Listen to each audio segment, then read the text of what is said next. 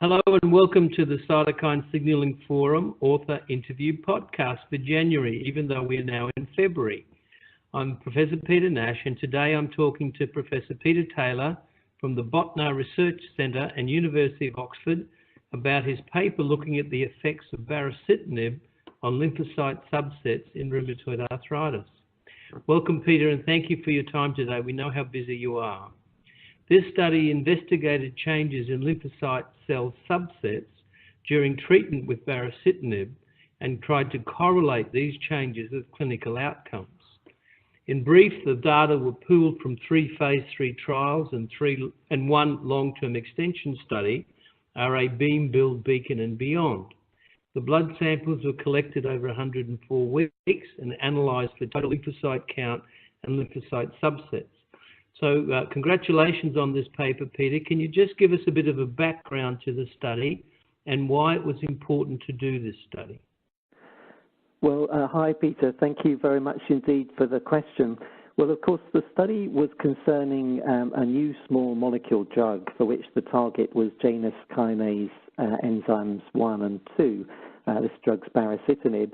And we wanted to take the opportunity of looking at a very large data set across the phase 3 trial program. We selected 3 trials in the phase 3 program in which there was concomitant conventional synthetic DMARD on board with the patients as well as baricitinib. And we looked at a long-term extension study and wanted to ask the question, is there any obvious change in circulating lymphocyte populations? And of course, this is important with respect to our wish as practicing clinicians to monitor responses to therapy and in particular to monitor safety issues. Thanks, Peter. We were a bit concerned from the tofacitinib data that if we let the total lymphocyte count drop under 500, there was an increased risk of opportunistic infection. Did you see anything which correlated between changes and adverse events like infection? Well, it's an interesting question, and thanks for that, Peter. And of course, that's why when we designed the studies that we had an exclusion for total lymphocyte counts at baseline below a certain level, and indeed we had criteria for withdrawing patients should their lymphocyte counts drop below a set level. But in actual fact, the data really was surprisingly reassuring. So we looked in detail at changes in the lymphocyte populations, and in summary, but perhaps if you like we can go into this in more detail, but in summary, there was a transient rise in total lymphocyte counts initially, which then returned back down towards baseline by about week 12. But when we looked at the relationship between lymphocyte counts in total, but also some of the subpopulations and infections, generally speaking, there were not obvious relationships, but nonetheless there were some observations which I'll highlight. So, for example, we noticed an initial rise in natural killer cells, and then this, after about 4 weeks of rising levels, the levels tended to decrease below the baseline levels and stabilize over time. And what we found was that there was an increase of non-serious infections in the baricitinib groups versus the placebo plus conventional synthetic DMARD groups. And there was a relationship, a weak relationship between low natural killer cell levels, if there were low levels recorded on more than one occasion, and non-serious infectious events. But what we didn't see, very gratifyingly, was any relationship between low natural killer cell levels and herpes zoster or for serious infectious events. And the same was true, in fact, across other lymphocyte populations. That's really fascinating because tofacitinib, again, seems to contrast NK cells change in a complicated way, but tend to drop and sort of almost progressively go down over time. And I was never clear if the opportunistic infection risk was an NK cell change or a total lymphocyte reduction change. But baricitinib seems to affect lymphocytes quite differently. Yes, I mean, it is an interesting observation, and I think what we often learn, and have learned really with all the targeted therapies that have become available, is that, of course, they were developed because we knew there was some relationship between the target itself and the pathobiology of the disease. But once we have the targeted therapy available, it really allows us to use them not only as probes of pathogenesis, but better understanding any related adverse events, and whether there are differences in targeting receptor and targeting ligand and in targeting signaling pathways and in different components of the signaling pathways. And it's not easy to predict at baseline how these things will pan out. The other thing I think that's a really important comment to make is that when we look at clinical trial data in particular, but this baricitinib lymphocyte data specifically, of course, we're looking at cohort-level data, so we're looking at the mean changes, and there's quite a bit of variation from one individual to another, and we haven't, I think, as clinicians yet developed the sophistication to be able to predict individual basis toxicities. But what we saw with the natural killer cell population in this study is this transient rise that peaked at about 4 weeks. Then it goes down a little bit below baseline at 12 weeks, but with quite a bit of variation from one individual to another. And broadly speaking, out to about a year, the 2 doses of baricitinib, 2 and 4 milligrams, behave about the same. But by the end of 2 years, at 104 weeks or so, in fact, there is a statistically significant reduction below baseline of the baricitinib 4 milligram group, but it's slight. The two doses behave similarly. The other point we mustn't forget is that we're just looking at cell number. What we haven't done in this study, and what's in fact very difficult to do, is to look at cell function. And so, as you point out, there appear to be differences in the tofacitinib data set and the baricitinib data set. But to really understand these, we need to go beyond just looking at cell number alone in the circulation and understand the function of these cell populations and any changes that signal inhibition makes. That's a very important comment. You've already touched on it. Is there a dose response between 2 and 4 on these changes? Well, generally speaking, not. So actually, as we're speaking, Peter, I'm looking at the graphs, which our listeners can look at for themselves in the papers. But the bottom line is that where there's data for both the 2 and the 4 milligram groups, they behave very similarly. So looking at total lymphocyte counts, really they're almost overlapping, implying that there's no obvious dose response. And the same's true with respect to subsets CD3, CD8. We see a little bit of difference numerically, but with very large confidence interval overlaps in Th17 counts, where in fact that the changes from baseline goes down a little bit more in the 2 milligram dose than it does in the 4 milligram dose. And similarly, there is a statistical difference from baseline in the 4 milligram dose for natural killer cells at 2 years, but they're pretty similar. The other cell type that changes and really was notable in our study was the B cell population, because in the case of the B cell population, there's a rise which peaks at about 4 weeks. And that rise, although it comes down a little bit, it's maintained above baseline levels right out to 2 years. And again, the 2 and the 4 milligram dose for total B cell count, CD19 B cells seems to be very similar. If you look at switched memory B cells, because we used flow cytometry to look at subpopulations of these cells, then in fact, numerically speaking, the 4 milligram dose rises more than the 2 milligram dose. And there is a weak relationship, interestingly, between therapeutic response and rise in these B cells. Quite what that means at this stage, I think, is open to interpretation. It's fascinating because we're desperate for a good biomarker to follow for response, aren't we? Yeah, absolutely.